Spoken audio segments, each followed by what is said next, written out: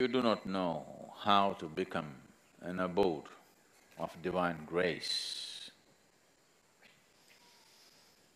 There are other simpler ways of getting there. One simple way is to make your life into a giving.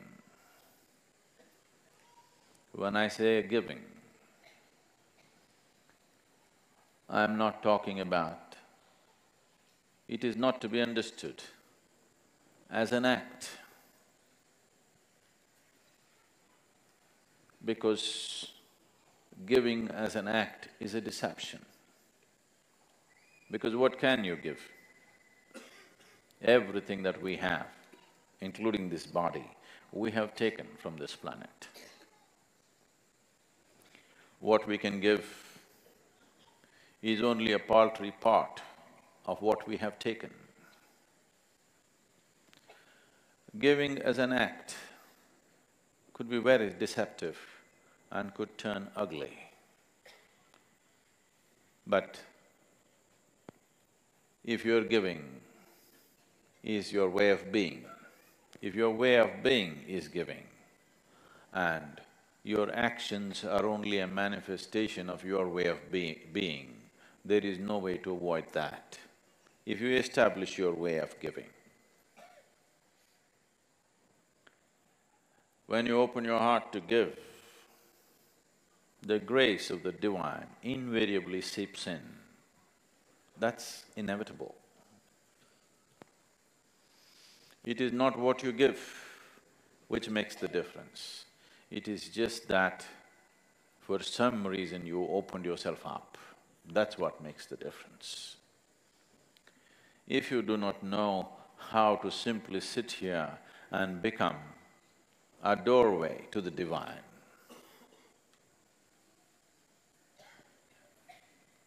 giving is a simple way of making yourself porous enough so that the grace of the divine inevitably enters you. It is in setting boundaries that we have denied ourselves the possibility of the divine. Every time we hold back, we set boundaries. And when we set boundaries, we deny ourselves the ultimate possibility. If you become a constant state of giving, when I say a constant state of giving, if your every step and every breath is a process of giving, that is, you have made your life into a contribution, you will naturally arrive at a state of union which will set the necessary foundations for a cosmic possibility. It has been my fortune and privilege that at a very early age, I became a witness to a certain state of giving, a certain transaction which was beyond anybody's understanding who was there, including mine. I have told you, probably many of you, a few times, about my great-grandmother who lived up to be 113 years of age. Because she would never die, people thought she's a devil of a woman. She buried her husband, she buried all her children, a few of her grandchildren, and I think even a couple of her great-grandchildren. But she wouldn't die, 113 years of age. I have seen her in various kinds of states, but it is her sense of giving which needs to be looked at. In the mornings, if she was given breakfast, she would always go about giving away at least 2/3 of it to the ants and the birds and the squirrels, particularly to the ants. And there would be unsolicited advisors around who would say, she's throwing all her food around, this old woman will die without eating. They all died. She didn't. There are many days I've seen her, this little breakfast that was left in her plate, she would just hold in her hand and simply sit there, watching the ants eating. Tears would be streaking down her cheeks. And when somebody asked, won't you eat? She would say, I'm full. I'm already full. I thought she has some kind of an emotional love affair with ants. I was only 3, 4, 5 years of age. She was well over 100.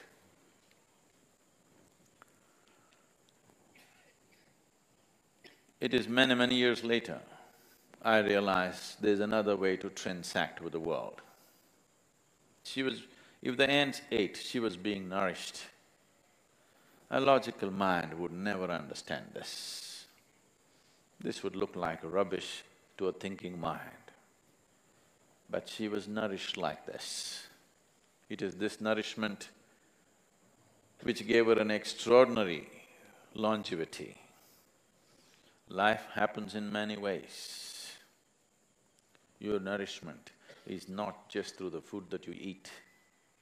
Even now, only 25 to 30% of the nourishment comes from the food that you eat. The rest of it is the air that you breathe, the water that you drink and the sunlight. Without these things, you will dissipate. So giving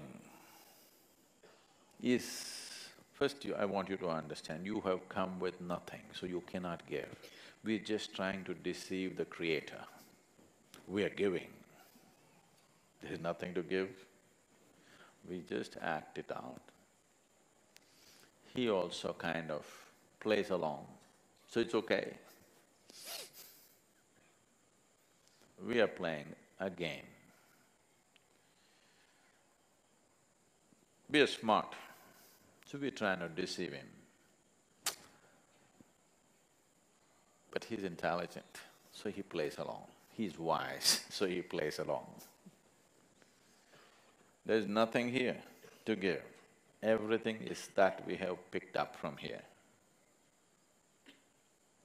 We take a lot and give little, and that's the only way you can live. Doesn't matter how much you give, what you have taken is bigger than what you have given, always. That's the only way life can be. So don't make too much out of giving. It's just a trick. This possibility, it's a simpler possibility than if you do not know anything, if you do not know any other mode of opening yourself up to the creation. This is a simple possibility, just making every act, every breath into your process of giving, seeing how you can contribute to everything around you, no matter what you're doing. You will see, in 24 hours' time, you will be so rich. The experience of life, the beauty of life will set a glow on your face just like that, simply because that's how you are. Because that's the only way life functions. Life, the process of life is a giving. It's a transaction. In every giving, there is a taking. It is just that you ignore the taking. That's all. Not that there is no taking. There is taking. We are taking more than we are giving. But in your mind, you just ignore the taking. You just keep the giving. Because you don't have to take, it'll be pushed into you.